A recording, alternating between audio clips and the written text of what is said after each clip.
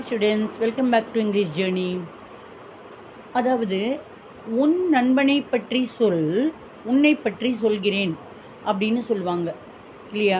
ரொம்ப நல்ல விதமான விஷயங்கள் தெரியாமல் கொஞ்சம் மோசமான விஷயங்களுடைய பையனுடைய ஃப்ரெண்டு இன்னொருத்தன் அப்படின்னா அவனும் அந்த மாதிரி தான் இருப்பான் அப்படின்னு சொல்கிறாங்க.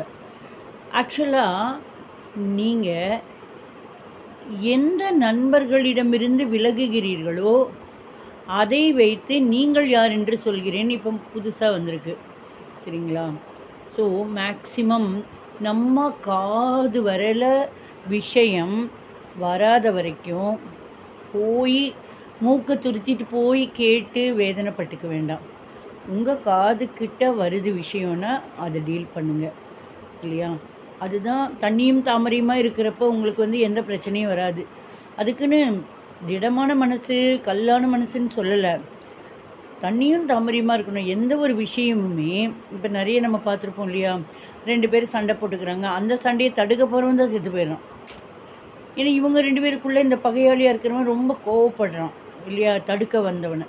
ஸோ மேக்ஸிமம் இது சிலதெல்லாம் அவாய்ட் பண்ண முடியாது, இருந்தாலும் மேக்ஸிமம் ட்ரை பண்ணலாம். தண்ணியும் தாமரையுமாக இருந்தால் ஒரு அம்மா அப்படிங்கிறப்ப அந்த அம்மா ரொம்ப அன்பு செலுத்துவாங்க தங்கள் குழந்தைங்க மேலே.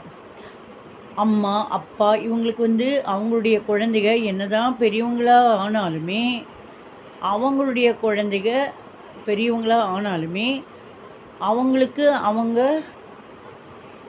குழந்தைங்க குழந்தைங்க தான்.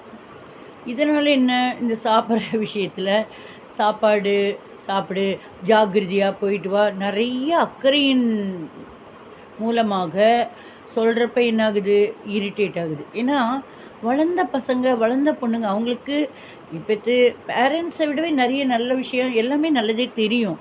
அப்படி இருக்கிறப்ப ரொம்ப சின்ன குழந்தைய நம்ம ஸ்பூன் ஃபீடிங்னு சொல்லுவாங்க இல்லையா, ஒவ்வொன்றுமே நம்மளே சொல்லணுங்கிறது அவசியம் இருக்காது. நம்மளை விட நிறைய விஷயம் தெரிஞ்சிருப்பாங்க இல்லையா? ஸோ நம்ம ரொம்ப மூக்கு துருத்திட்டு போக வேண்டாம். என்ன சாப்பிடு, அதோடு நம்ம நிறுத்திக்கலாம். அவங்களுக்கு தெரியும் இல்லையா? ஸோ அளவான அன்பை தான் நம்ம செலுத்த வேண்டியதாக இருக்குது. கஷ்டமாக தான் இருக்கும், கண்ட்ரோல்டாக இருக்க முடியாது. நம்ம அன்கண்டிஷ்னல் லவ் அப்படிம்பாங்க. பேரண்ட்ஸ் இருக்காங்களே, பெற்றோர்கள் அம்மா அப்பா, அவங்க குழந்தைகள் மேலே, இந்த குழந்தைகள் பெரியவங்களானாலுமே தங்களுடைய குழந்தைகள் மேலே அன்கண்டிஷ்னல் லவ்னு சொல்லுவாங்க. அன்கண்டிஷ்னல் லவ்னால் ஒரு அளவானது இல்லாமல் நிறைய அன்பு வைப்பாங்க. அதுதானே உண்மை இல்லையா? ஸோ நிறைய அன்பு வைக்கிறப்ப அதே சமயத்தில் டோஸ் விழுங்குங்கிறதையும் ஞாபகம் வச்சுக்கணும். அடுத்தவங்க மனசு தெரிஞ்சு நடந்துக்கிறது நல்லது.